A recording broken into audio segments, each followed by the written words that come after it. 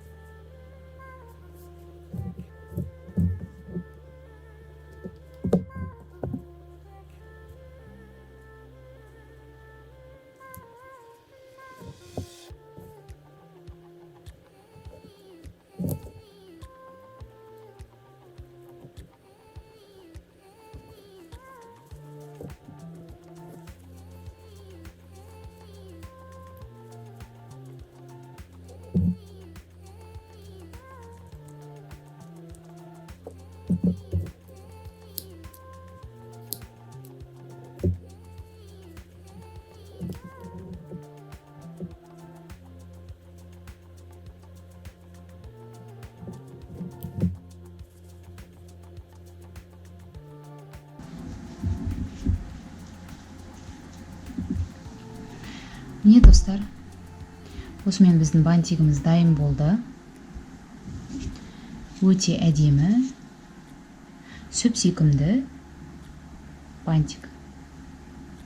Егер де менің жасаған бантигім сіздерге ұнаса, менің каналыма тіркелуді ұмытпаңыздар және пікір қалдыра кетіңіздер.